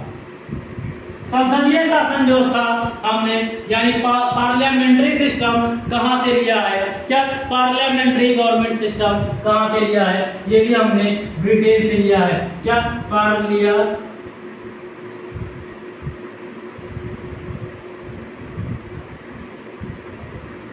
सिस्टम यानी संसद का जो शासन व्यवस्था है, संसद नहीं, संसदीय शासन व्यवस्था, शासन कैसे होगा, ठीक है, ये हमने कहां से लिया है?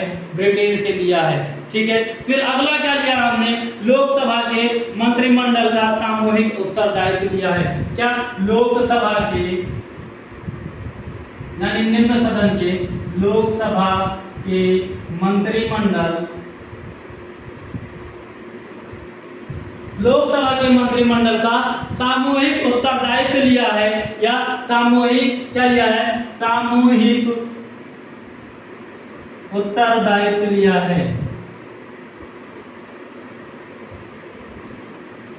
मतलब क्या होगा कि मंत्रिमंडल का कोई भी मंत्री व्यक्तिगत के लिए नहीं होगा, वो क्या होगा, अगर वो कोई बयान देता है तो उसका बयान व्यक्तिगत नहीं होगा, वो पूरे के पूरे समूह के लिए होगा। इसीलिए कहते हैं कोई भी अगर नेता होते हैं, पॉलिटिक्स होते हैं, वो क्या कहते हैं, कोई बयान देते हैं तो उसमें क्या कहा जाता है कि इस पार्टी ने ये बयान दिया था, इस पार्टी की तरफ से ये बयान आया, तो सामूहिक उत्तरदायी होगा। ये कहां से लिया गया है? ब्रिटेन से लिया गया है। अच्छा, मंत्रिमंडल, लोकसभा में मंत्रिमंडल के लिए सामूहिक उत्तरदायित्व की बात किस अनुच्छेद में कही गई है? तो आर्टिकल नंबर, सामूहिक उत्तरदायित्व आर्टिकल नंबर किससे लिया गया?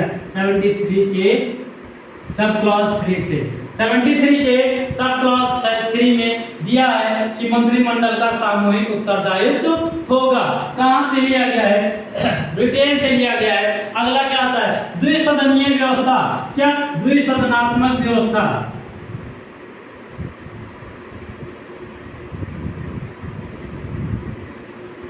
द्विसदनात्मक व्यवस्था यानी जैसे हमारे यहाँ उच्च सदन और निम्न सदन होते हैं, लोकसभा राज्यसभा होता है, विधानसभा विधान परिषद होता है, यानी द्विसदनीय व्यवस्था भी हमने कहाँ से ली है?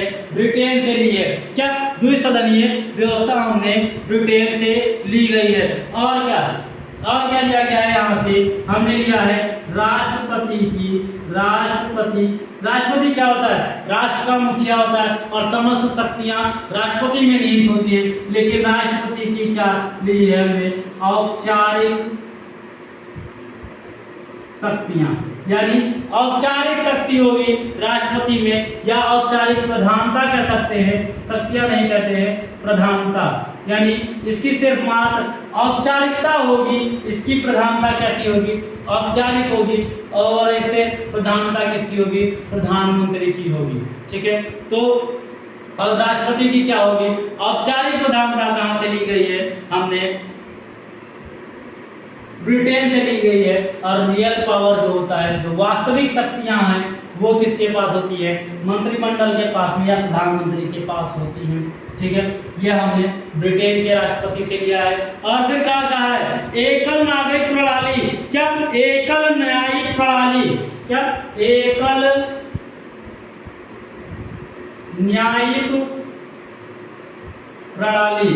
एकल न्यायिक प्रणाली कहां से लिया गया है? Single judiciary system, single judicial system कहां से लिया है हमने?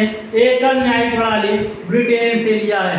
यानी कि जैसे क्या होगा कि यहाँ पे जो न्याय की प्रक्रिया है वो एकल होगी। कैसी होगी? एकल होगी। फिर क्या है? यहाँ पे रूल्स ऑफ लॉ किससे, यानी विधि का शासन। किसका शासन होगा? विधि का शासन होगा। किसका? विधि का शासन। कहाँ से लिया है हमने? ब्रिटेन से लिया है। यानी रूल ऑफ लॉ किसका होगा? ब्रिटेन से लिया है, विधि का होगा। कहाँ से लिया है? ब्रिटेन से लिया गया है। और फिर क्या कहा गया है? और क्या कहा गया है यहाँ पे? जो सबसे ज्यादा वोट पाएगा वही जीता माना जाएगा। यहाँ से ये भी लिया गया है, सर्वाधिक मत पाने वाला ही जीता माना जाएगा। यानी जिस व्यक्ति ने सर्वाधिक मत प्राप्त किए हैं उसी को जीता हुआ माना जाएगा, अदरवाइज जिसको उसकी योग्यता कुछ भी हो उससे कोई मतलब कोई लेना देना नहीं है। तो ये कुछ टर्म्स हैं जो हमने कहाँ से लिए, ब्रिटेन से लिए। ब्रिटेन से हमने क्या क्या लिया है एक बार रिवीजन करवा देते हैं। हमने लिया है सिंगल सिटीजनशिप लिया है और पार्लियामेंट्री गवर्नमेंट सिस्टम लिया है यानी संसदीय शासन व्यवस्था ली है और लोकसभा के मंत्रिमंडल का सामूहिक उत्तरदायित्व होगा इसको लिया है। और आर्टिकल नंबर 73 के सब क्लॉज 3 में भी ये चीजें लिखी हुई हैं। और क्या होगी यहाँ पे द्विसदनात्मक यानी बायोगवर्नेंशियल सिस्टम होगा, द्विसदनात्मक व्यवस्था यहाँ से हमने ली है। कहाँ से, ब्रिटेन से ली है। ब्रिटेन से और क्या लिया है, राष्ट्राध्यक्ष का यानी राष्ट्रपति की जो क्या होगी वो औपचारिक प्रधानता होगी। ठीक है, औपचारिक यानी रियल पावर मंत्रिमंडल के पास में होगा, औपचारिक प्रधान खाली कौन होगा, राष्ट्रपति होगा। एकल न्यायिक प्रणाली ली गई है, सिंगल जुडिकल सिस्टम यहाँ से लिया गया है, ब्रिटेन से लिया गया है। विधि का शासन भी कहाँ से लिया गया है, ब्रिटेन से लिया गया है। और सर्वाधिक मत पाने वाला ही व्यक्ति क्या होगा, विजयी होगा। ये भी कहाँ से हमने लिया है, ब्रिटेन से लिया है। अगला हमारा, एक बार इसको स्क्रीनशॉट ले लीजिए। अगला महत्वपूर्ण क्या होता है हमारा, आयरलैंड। आयरलैंड के संविधान से हमने क्या क्या लिया है, आयरलैंड के संविधान से हमने क्या क्या लिया गया है। जो आयरलैंड के संविधान से हमने सबसे महत्वपूर्ण डीपीएसपी लिया है, राज्य के नीति निर्देशक तत्व। कहां से, आयरलैंड, क्या आयरलैंड के संविधान से।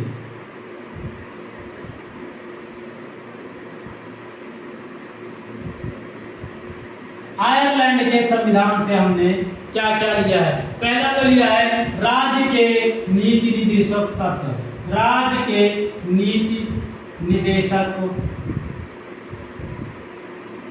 तत्व कहां से लिया गया, डीपीएसपी,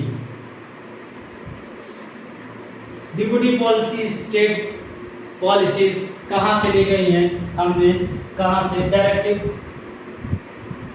आयरलैंड से। कहां से, आयरलैंड से हमने ली है। राज्य के नीति निर्देशक तत्वों को हमने कहां से लिया है, आयरलैंड से लिया गया है। और क्या लिया गया है, और पहला तो ये हो गया, दूसरा क्या लिया गया, जो राष्ट्रपति 12 सदस्यों को कला साहित्य विज्ञान के क्षेत्र से स्वयं से मनोनीत करते हैं। किस सभा में, राज्यसभा में। राज्यसभा में 12 जो सांसदों को जो मनोनीत किया जाता है वो भी स्वयं से राष्ट्रपति के द्वारा जो चुना जाता है वो भी आयरलैंड के संविधान से हमने लिया है, आयरलैंड के संविधान से लिया गया है। राज्यसभा के 12 सदस्यों को राष्ट्रपति द्वारा मनोनयन, यानी 12 सदस्यों को राष्ट्रपति मनोनीत करेगा।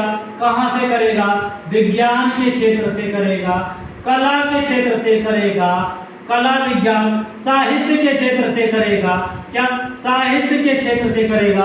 जो विज्ञान में उत्कृष्ट प्रदर्शन करते हैं, कला में उत्कृष्ट प्रदर्शन करते हैं, साहित्य में उत्कृष्ट प्रदर्शन करते हैं, सामाजिक सेवा में उत्कृष्ट प्रदर्शन करते हैं। क्या, सामाजिक सेवा में जो जिसका उत्कृष्ट प्रदर्शन रहता है उनको क्या किया जाएगा, जैसे सचिन रमेश तेंदुलकर कला में उत्कृष्ट प्रदर्शन होने के लिए राष्ट्रपति ने उनको राज्यसभा का मनोनयन, सांसद मनोनीत कर दिया था। ये भी हमने कहां से लिया है, हमने कहां से लिया है, आयरलैंड से लिया है। अगला हमारा क्या होता है, राष्ट्रपति का निर्वाचन मंडल। क्या, राष्ट्रपति के निर्वाचन मंडल, राष्ट्रपति के निर्वाचन मंडल, राष्ट्रपति का निर्वाचन मंडल हमने लिया है।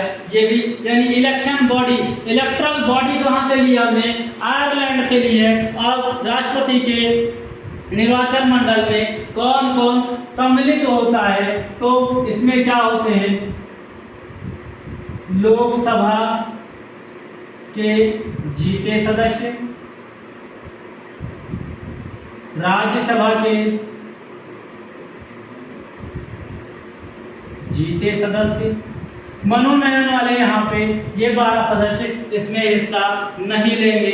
और कहाँ पे, विधानसभा के जीते सदस्य। क्या, विधान सभा के जीते सदस्य। अच्छा, राष्ट्रपति का जो निर्वाचन मंडल है इसका आर्टिकल किस आर्टिकल में लिया गया है, तो हमने बताया था पकानिको का त्रयोदशम। एक आपको फॉर्मूला बताया था जब स्टैटिक जीके पढ़ा रहे थे, तो उसमें बताया था पकानी निर्वाचन किसमें, 52 पे 55 किस अनुच्छेद में, निर्वाचन मंडल किस अनुच्छेद में है, अनुच्छेद नंबर 54 में। यानी अनुच्छेद 54 में राष्ट्रपति का निर्वाचन दिया गया है। और राष्ट्रपति का निर्वाचन मंडल किस संविधान से लिया गया है, आयरलैंड के संविधान से लिया गया है। अगला हमारा पॉइंट आता है यूएसए का। क्या, यूएसए का। यूएसए से पहले हम क्या देख लेते हैं, क्योंकि स्पेस कम ही यूएसए से कुछ ज्यादा लिया है, हम यहाँ देख लेते हैं ऑस्ट्रेलिया के संविधान से। क्या, ऑस्ट्रेलिया के संविधान से।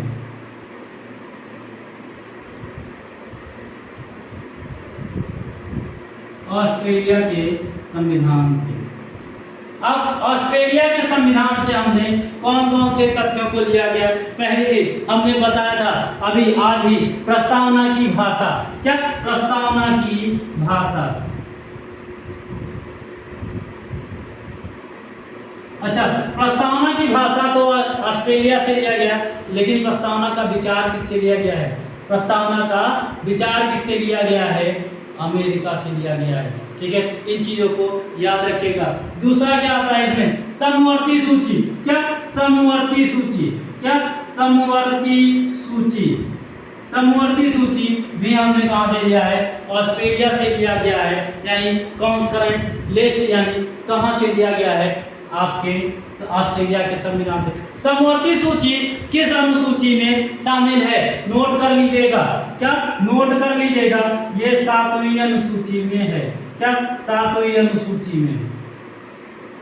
किस अनुसूची में, समवर्ती सूची है, तो 7वीं अनुसूची में समवर्ती सूची है।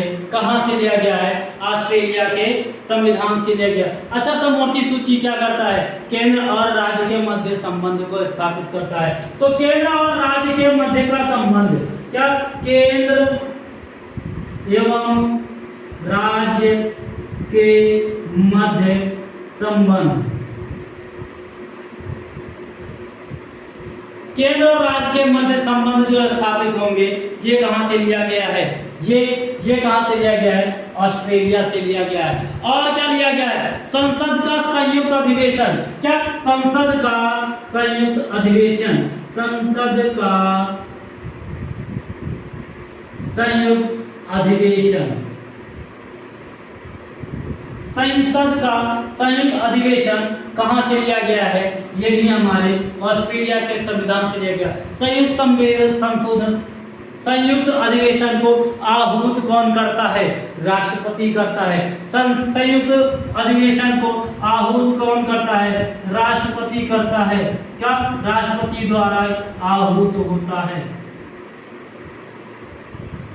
जैसे कोई बिल है, साधारण विधेयक है या कोई विधेयक है, उसमें दोनों सदनों का क्या है, नहीं बन पा रहा है, सामंजस्य नहीं बैठ पा रहा है, तो राष्ट्रपति क्या करता है, आर्टिकल 108 के तहत। क्या, आर्टिकल 108 के तहत, अनुच्छेद 108 के तहत संयुक्त अधिवेशन का प्रावधान किसमें है, आर्टिकल 108।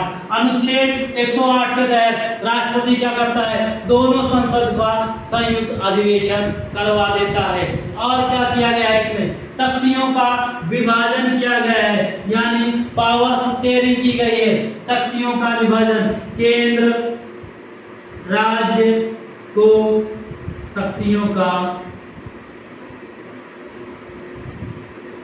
विभाजन, यानी केंद्र के पास कौन कौन सी शक्तियां होंगी, राज्य के पास कौन कौन सी शक्तियां होंगी, इसका भी विभाजन कहां से लिया गया है, हमने ऑस्ट्रेलिया के संविधान से लिया गया है। जहां तक का चीजें क्लियर होंगी, कोई दिक्कत कोई समस्या नहीं होनी चाहिए। आप एक बार इसका स्क्रीनशॉट ले लीजिए। एक बार रिपीट कर लेते हैं। आयरलैंड के संविधान से हमने डीपीएसपी को लिया है, यानी राज्य के नीति निर्देशक तत्वों को लिया गया है। राज्यसभा की जो 12 सदस्यों का मनोनयन होता है राष्ट्रपति के द्वारा कला, विज्ञान और साहित्य के क्षेत्र से, ये भी कहां से लिया हमने? आयरलैंड के संविधान से लिया है। और राज्य का जो राष्ट्रपति का जो निर्वाचन मंडल होता है इसको भी हमने कहां से लिया है? आयरलैंड के संविधान से। निर्वाचन मंडल में शामिल कौन कौन होता है? लोकसभा के जीते हुए सदस्य, राज्यसभा के जीते हुए सदस्य और विधानसभा के भी जीते हुए सदस्य। विधान परिषद के सदस्य इसमें नहीं आते हैं। किस अनुच्छेद में है? 54 अनुच्छेद में है। ऑस्ट्रेलिया के संविधान से हमने क्या क्या लिया गया? समवर्ती सूची को लिया है, कॉन्करेंट लिस्ट को लिया है, प्रस्तावना की भाषा को लिया है, लैंग्वेज ऑफ प्रेम्बल को लिया है हमने, केंद्र और राज्य के मध्य संबंध यानी relation between central and state के बीच में, और संयुक्त अधिवेशन यानी संयुक्त अधिवेशन हमने कहां से लिया है? ऑस्ट्रेलिया के संविधान से लिया है। और केंद्र और राज्य के बीच में पावर्स को शेयर किया गया है, यानी शक्तियों का विभाजन जो किया गया है वो भी कहां से लिया गया है? हमारा यहीं से लिया गया है, ऑस्ट्रेलिया के संविधान से। आगे देखते हैं हम, आगे क्या है हमारा? यूएसए का संविधान, यानी यूएसए के संविधान से हमने क्या क्या लिया है? पहली चीज तो हमने आपको बता ही दी थी। क्या? पहली चीज तो हमने आपको बता ही दी थी कि प्रस्तावना के जो विचार है वो कहां से आया है हमारे पास? हमारे पास प्रस्तावना का विचार, प्रेम्बल का जो थॉट आया है, आइडिया ऑफ प्रेम्बल कहां से आया है? ऑस्ट्रेलिया यूएसए से, या अमेरिका कह सकते हैं, अमेरिका या यूएसए के संविधान से।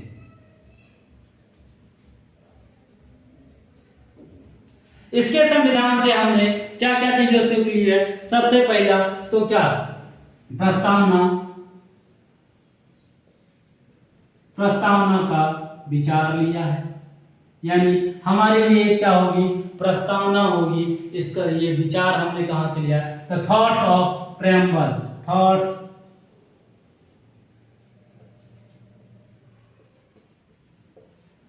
ऑफ प्रेम्बल कहां से लिया है? प्रस्तावना का विचार हमने अमेरिका से लिया है। और क्या लिया है? मूल अधिकार हमने लिए हैं, फंडामेंटल राइट्स, मूल अधिकार कहां से लिया गया है? Fundamental rights. फंडामेंटल राइट्स हमने कहां से लिया है? इसका विचार कहां से लिया है? अमेरिका के संविधान से लिया गया है। और क्या लिया गया है? राष्ट्रपति का पद लिया गया है। क्या? राष्ट्रपति का नहीं, उपराष्ट्रपति का पद लिया है। उपराष्ट्रपति का पद जो लिया है हमने, ये कहां से लिया है? कि उपराष्ट्रपति भी होगा भारत का, ये कहां से लिया है हमने? अमेरिका के संविधान से लिया है। और क्या लिया है? डिप्लेशन ऑफ प्रेसिडेंट, यानी राष्ट्रपति पर महाभियोग, राष्ट्रपति पर यानी डिप्लेशन ऑफ प्रेसिडेंट कहां से लिया है हमने? अमेरिका से। इसमें भी ऐसे ही इजली नहीं हो सकता। अगर किसी भी सदन में पेश किया जाता है तो पहले तो इस विधेयक को पेश करने के लिए क्या चाहिए? पूर्ण बहुमत वाला सिस्टम होना चाहिए। और क्या होना चाहिए आपका? इसके लिए 14 दिन पूर्व राष्ट्रपति को आपको सूचना देनी पड़ेगी कि हम आप पर महाभियोग की प्रक्रिया चलाने जा रहे हैं। राष्ट्रपति को हटाना इतना आसान नहीं है। तो राष्ट्रपति पर जो महाभियोग की प्रक्रिया है ये कहां से लिया गया है? अमेरिका के संविधान से लिया गया है। अगला क्या आता है? स्वतंत्र न्यायपालिका। यहाँ पे न्यायपालिका कैसी होगी? स्वतंत्र होगी, स्वतंत्र न्यायपालिका, यानी यहाँ पे फ्री जुडिशरी सिस्टम होगा। यानी अगर न्यायालय ने किसी को दोष सिद्ध करार दे दिया है तो कोई भी उसको दोष मुक्त नहीं कर सकता है, सिवाय प्रेसिडेंट के, क्योंकि समस्त शक्तियां उसी में निहित होती हैं। तो प्रेसिडेंट को छोड़ दिया जाए तो कोई भी न्यायपालिका के बीच में नहीं आ सकता है। ये स्वतंत्र होता है। लोअर कोर्ट, हाई कोर्ट और सुप्रीम कोर्ट, यानी ये जो लोअर कोर्ट होते हैं, जो हाई कोर्ट होते हैं, ये किसकी बात मानेंगे? ये सरकार द्वारा तय की गई अवकाशों को भी नहीं मानते हैं। ये सुप्रीम कोर्ट के द्वारा तय किए गए अवकाश को ही मानते हैं। नॉर्मली समझ में आ गया होगा। यानी न्यायपालिका कैसी है, यहाँ पे स्वतंत्र है, और ये कहाँ से लिया गया है, अमेरिका से लिया गया है। यानी इस पर कोई भी दबाव नहीं बना सकता है। दूसरा क्या है, न्यायिक पुनरावलोकन। क्या, न्यायिक पुनरावलोकन, न्यायिक पुनरावलोकन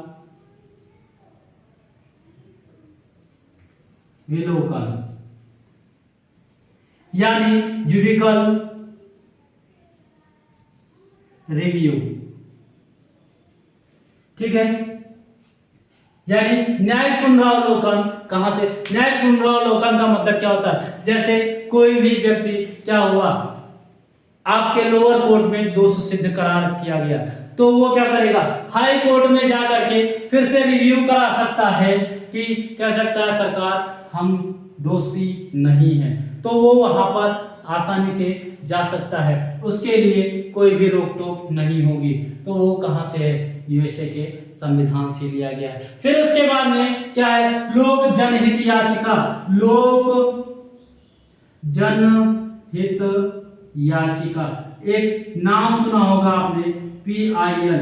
क्या, PIL, PIL फाइल, यानी कोई भी जाकर के जनहित याचिका दायर कर सकता है, सरकार से जवाब मांग सकता है, यानी public interest legislative. PIL, public interest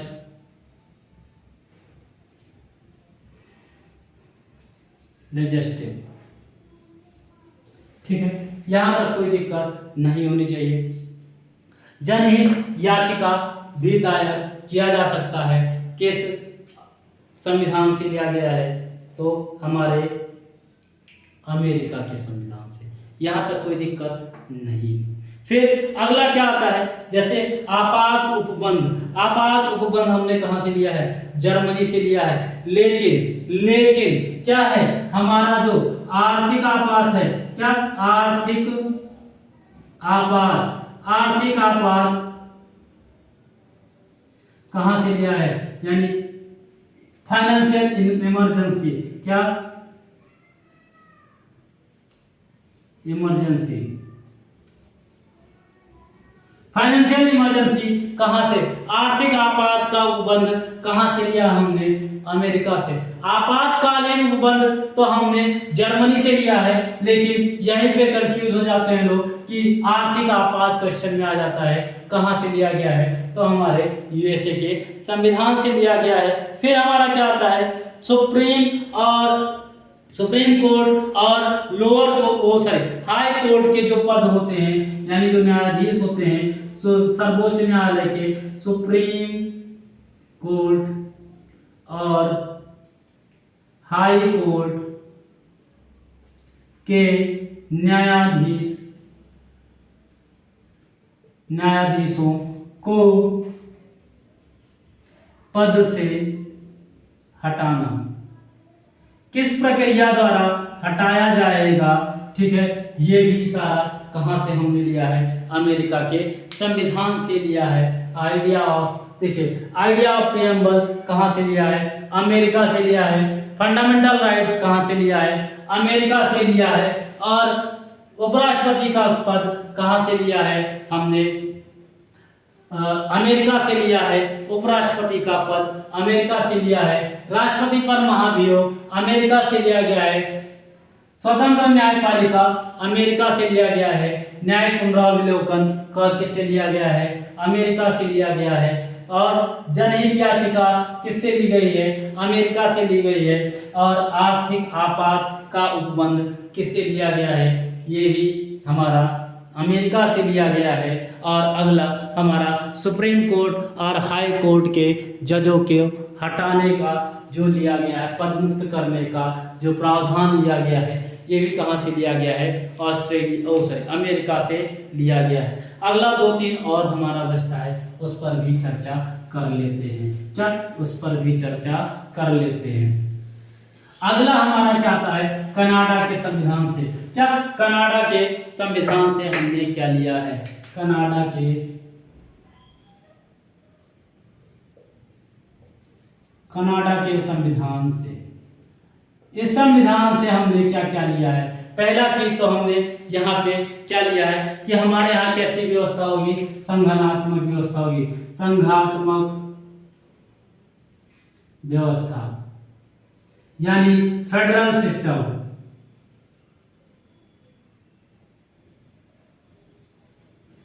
federal system कहाँ से लिया है हमने? यानी संघात्मक व्यवस्था, यानी भारत राज्यों का संघ होगा।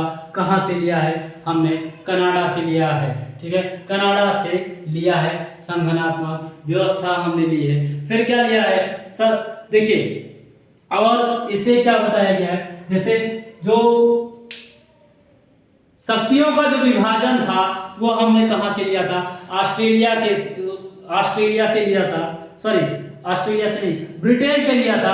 शक्तियों का विभाजन लिया था। और लेकिन अभी यहाँ पे क्या होगा? हमारा शक्तियों का विभाजन जो था, नहीं ऑस्ट्रेलिया से लिया था। सॉरी, थोड़ा सा मिसमैच हो गया।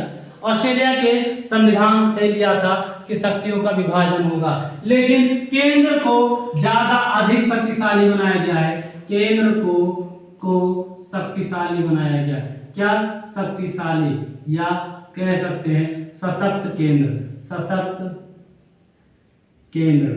सशक्त केंद्र की व्यवस्था कहां से ली गई है? कनाडा के संविधान से लिया गया है। यहाँ राज्य से केंद्र क्या होगा? ज्यादा शक्तिशाली होगा। और फिर क्या होता है? राज्य के राज्यपालों की नियुक्ति भी यहीं से लेते हैं। क्या? राज्य के राज्यपाल की नियुक्ति। राज्य के राज्यपाल की नियुक्ति का संविधान हमने कहां से लिया है? कनाडा से लिया है कि राज्यों में राज्य का राज्यपाल होगा। और क्या होता है? देखिए, इसमें राज्यपाल को एक विशेष शक्ति दी गई है। जैसे क्या? कोई भी विधेयक, राज्य के किसी भी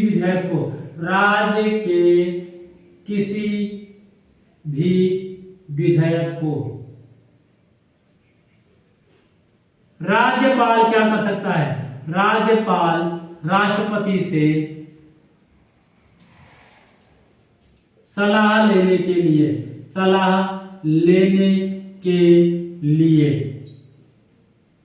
क्या कर सकता है? विधेयक को रख सकता है।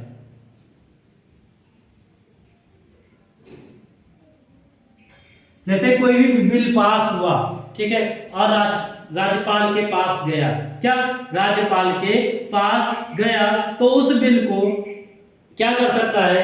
राज्यपाल राष्ट्रपति से सलाह लेने के लिए उस बिल को क्या कर सकता है? सुरक्षित अपने पास रख सकता है। ठीक है, तो ये शक्ति राज्यपाल को कहां से मिली है? कनाडा के संविधान से। अगला क्या आता है हमारा?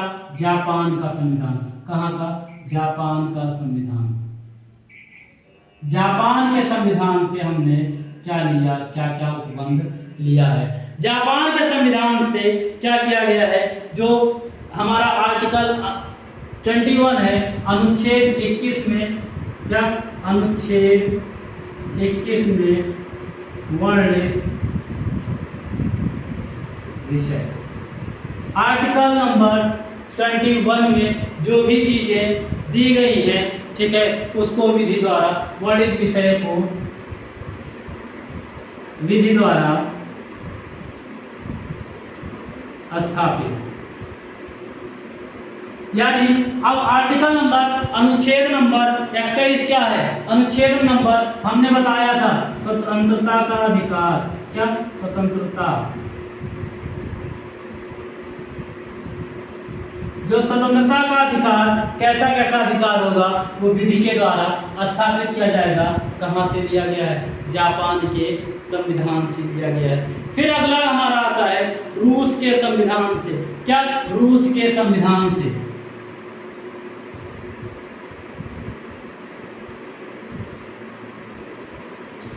रूस के संविधान से हमने क्या लिया है? देखिए, फंडामेंटल राइट्स तो हमने कहां से लिया था?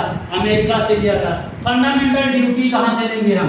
यानी मूल कर्तव्य हमारे क्या होंगे? फंडामेंटल ड्यूटी मूल कर्तव्य हम कहाँ से लिए हैं? हमने लिया है रूस के संविधान से लिया है। पहला हमारा ये हो गया। दूसरा क्या हो गया? जो हमारी प्रस्तावना है उसको, प्रस्तावना में जो आदर्श दिए गए हैं, प्रस्तावना तो न्यायिक आदर्श, न्यायिक आदर्श के रूप में देखा जाता है। किसको? प्रस्तावना को न्यायिक आदर्श का दर्जा दिया गया है। प्रस्तावना को नहीं, प्रस्तावना में जो 3 न्याय की बात की गई थी वो यहीं से ली गई है। जो न्यायिक आदर्श हैं प्रस्तावना के, वो रूस के संविधान से लिया गया है। फिर अगला क्या आता है हमारा, इसको एक बार आप लोग स्क्रीनशॉट ले लीजिए। 2-3 और बचे हैं, उसको भी क्लियर कर देते हैं। क्या? फ्रांस, जर्मनी और दक्षिण अफ्रीका। ठीक है, बस उसमें कुछ विशेष पॉइंट नहीं है, लेकिन पूछे जाते हैं। ठीक है, यानी अब क्या आता है हमारा, फ्रांस के संविधान से क्या क्या लिया गया है।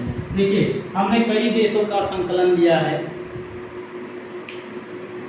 10 देशों का संकलन लिया है। क्या? फ्रांस के संविधान से। फ्रांस के संविधान से हमने क्या क्या लिया है? पहले चीज तो ली है कि हमारा देश कैसा होगा, गणतंत्र होगा। पहला क्या लिया? गणतंत्रात्मक व्यवस्था। कैसी व्यवस्था ली हमने? गणतंत्रात्मक व्यवस्था ली है। कहां से ली है हमने? फ्रांस के संविधान से ली है। क्या? फ्रांस के संविधान से ली है। और क्या किया है? फ्रांस के क्रांति से, फ्रांस के क्रांति से भी, यानी उनके संविधान को तो छोड़ दीजिए, फ्रांस के क्रांति से भी हमने कुछ 1-2 तथ्य लिए हैं। क्या लिया है हमने? जो स्वतंत्रता की भावना है, यानी स्वतंत्रता है, स्वतंत्रता और क्या, बंधुत्व। देखिए, इसको यहाँ से लिया गया है, लेकिन विधि द्वारा स्थापित आर्टिकल 21 को कहाँ से किया गया है? जापान से किया गया। स्वतंत्रता, बंधुत्व और समानता, स्वतंत्रता, बंधुत्व और समानता की जो बात की गई है, समानता।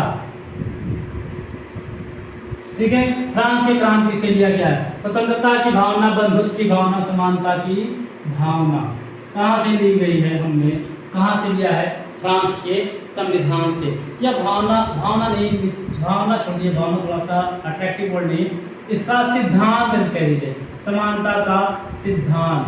क्या? सिद्धांत कहाँ से लिया गया है? फ्रांस के संविधान से। अगला क्या आता है हमारा? हमने बताया था जर्मनी के संविधान से क्या लिया है? जर्मनी के संविधान से हमने क्या लिया है? हमने जर्मनी के सिद्धांत से लिया है आपातकाल का उपबंध लिया है। क्या? आपातकाल का उपबंध। क्या लिया है? आपातकाल का उपबंध। जर्मनी के संविधान से आपात का उपबंध। जर्मनी की, देखिए, और जो हमारा आपातकाल है, फाइनेंशियल इमरजेंसी है, वो तो हमने कहाँ से लिया है? यूएसए से लिया है। बाकी और जो आपातकाल लगते हैं, यानी राष्ट्रपति शासन लगता है, राष्ट्र में आपातकाल लगना है, वो कहाँ से? 356 और 352 और 360 कहाँ से लिया है? यहाँ से लिया है। और 356 कहाँ से लिया है? हमने 356 कहाँ से लिया? अमेरिका से लिया गया। आपात का उपबंध कहाँ से लिया? हमने जर्मनी के संविधान से लिया है। और एक लास्ट हमारा आता है दक्षिण अफ्रीका का, दक्षिण अफ्रीका के संविधान से। दक्षिण अफ्रीका के संविधान से हमने क्या लिया है? संविधान संशोधन की प्रक्रिया, यानी संविधान में हम संशोधन कर सकते हैं, संशोधन की प्रक्रिया। ठीक है, संविधान संशोधन की प्रक्रिया हमने कहां से ली है? दक्षिण अफ्रीका के संविधान से लिया है। आज तक का टॉपिक हमारा यही समाप्त होता है। आगे अब हम चर्चा कर रहे होंगे अपने पहले भाग के बारे में, यानी संविधान के भागों पर 1 बाय 1 हम चर्चा करेंगे। और बस मुश्किल से 10 दिन की क्लासेस में ख़त्म हो जाएगा आपका ये भी। और एग्ज़ाम के डेट भी नज़दीक आ रहे हैं, हमारे टीचर्स नहीं उपलब्ध हो पा रहे हैं, और मैथ्स का भी पोर्शन बस जल्द ही कल से आ जाएगा। उम्मीद करते हैं। कल से मैथ का पोर्शन DI सिस्टम भी आ जाएगा। इकोनॉमिक्स आपका चल रहा है, हिंदी आपका प्रारंभ हो गया है, इंग्लिश भी आपका चल रहा है, स्टैटिक जीके और पॉलिटी मैं स्वयं पढ़ा रहा हूँ आपको दीपिका मैम के द्वारा। ज्योग्राफी और इकोनॉमिक्स और हिस्ट्री का सेक्शन लाया ही जा रहा है, ठीक है। और प्रांशु सर द्वारा हिंदी प्रारंभ कर दिया गया है, जिसमें संधि को पढ़ाया गया था, और हिंदी भी अब क्रम से चलता रहेगा। इंग्लिश भी अभिषेक सर आपकी प्रॉपर क्लास लेना प्रारंभ कर देंगे, ठीक है। अभी थोड़ा समय का अभाव रहा, नया चैनल है, लोगों को जुड़ने में थोड़ी सी कठिनाई हो रही है, लेकिन syllabus as it is time complete करवा दिया जाएगा। तब तक के लिए हमारे चैनल पर बने रहें। धन्यवाद हमारा वीडियो देखने के लिए। चैनल को सब्सक्राइब ना किया हो तो सब्सक्राइब कर लें, बेल आइकन को प्रेस कर दें, ताकि हमारे द्वारा भेजे गए वीडियो का नोटिफिकेशन आपके पास आसानी से पहुंच जाए। ज़्यादा से ज़्यादा शेयर कीजिए, लाइक कीजिए, सब्सक्राइब कीजिए। Thank you.